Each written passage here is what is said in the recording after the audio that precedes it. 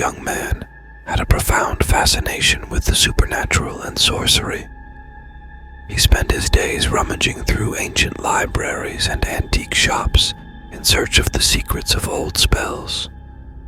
For him, supernatural stories were not just entertainment. They were gateways to a world he longed to enter. One morning, as Adrian stepped out of his home to go to university, he encountered an old man with a long beard and a wrinkled face on a deserted street, seemingly from another era. The old man approached him slowly and said in a raspy yet firm voice, "Adrian, I know of your interest in the supernatural. I have brought you a book that can help you progress." After these words, the old man let out a mysterious laugh. Bewildered, Adrian took the book from the trembling hands of the old man. The cover was adorned with strange symbols and seemed to have been well preserved for years. However, Adrian couldn't shake off the thought of how the old man knew about his interest in the supernatural. With the book in hand, Adrian went to university, spending the entire day eagerly awaiting the end of his classes to return home and study the book. When night fell and he returned home, he opened the book by the light of an old candle and began to read. With each page he turned, the air in the room grew colder, and a strange buzzing sound echoed in his ears. The stories and spells in the book, written in an unknown language with letters that seemed to be inscribed with blood, transported Adrian to another realm.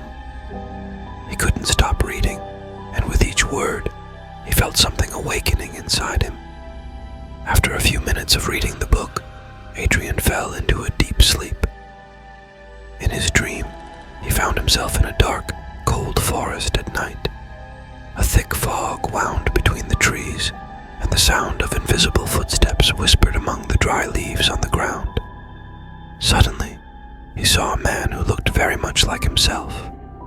This doppelganger, with eyes that glowed in the darkness, approached Adrian and said with a voice that seemed to come from the depths of the forest, "When you wake up, do not continue." Adrian woke up after an hour, the words of the person who resembled him echoing in his mind. But he dismissed them as mere figments spawned from reading the book. Yet, an undefined dread had taken root in his heart. Despite this, Adrian opened the book and began to read again. With each page he read, the room trembled more and more, and shadows began to form in the corners. Adrian felt a force pulling him towards the book, as if the book itself was eager to be read.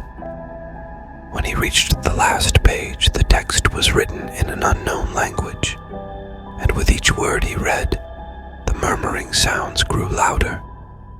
Suddenly, he felt a presence in the room.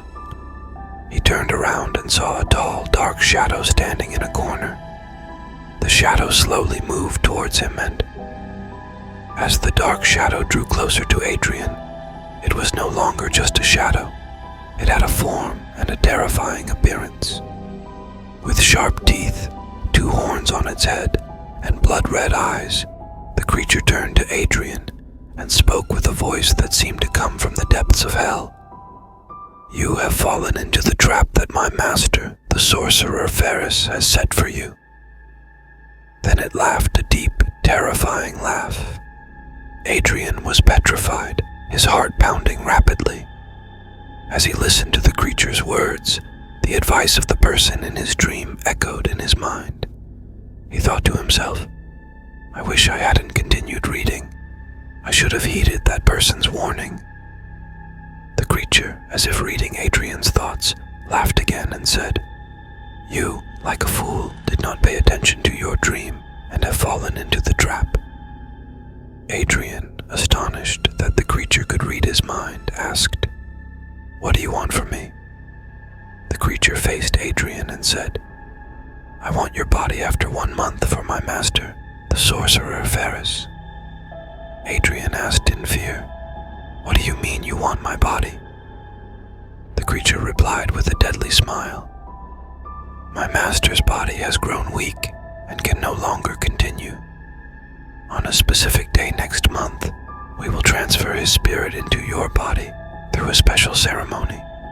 And until that day, I will come to you every day and watch over you."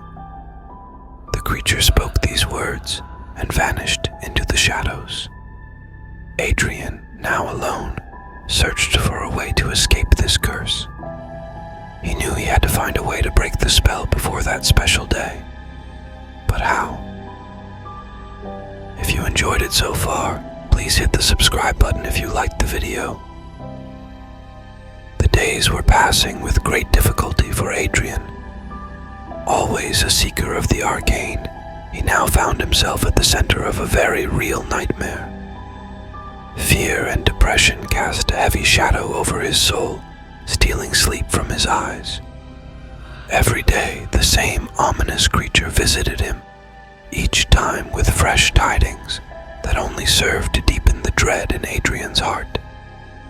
"Just a few more days," the creature would say with a crooked, meaningful smile. "And then, your body will host the spirit of my master." Adrian could no longer bear it. He decided to search for a way to break the curse. He returned to the old libraries and antique shops where he had once sought forbidden knowledge. But this time, he was in search of salvation. In one ancient library, Adrian came across a book with a leather cover and a strange lock. The book, which seemed as old as time itself, was written in an unknown language with cryptic script. With the help of a friend skilled in ancient languages, Adrian managed to unlock the book and read the texts hidden within. The book provided instructions for countering curses and dark magic. Adrian studied every word carefully and soon realized that to break the curse, he needed to perform a ritual that required gathering specific items and ingredients. He began collecting the materials: a black candle, herbs with protective properties, and soil from an old graveyard. Adrian prepared everything for the ritual and waited for the appointed night. The night when the creature was to visit for the last time before the spirit transfer arrived. With all his might and using the knowledge he had gained from the book, Adrian began the ritual. As the creature entered, Adrian, armed with the knowledge he had gained from the ancient book, managed to break free from the bonds of the demonic creature and the sorcerer. The dark forces that intended to make him their slave were defeated and returned to their realm. But after defeating the creature, Adrian fell asleep again from exhaustion. In his dream, he saw the person who looked like himself once more, who came closer and said, "You have succeeded in freeing yourself from them." Adrian, surprised, turned to the person and asked, "Who are you?" The person replied, "I am you, albeit from a parallel world. I had come before to save you from the trap."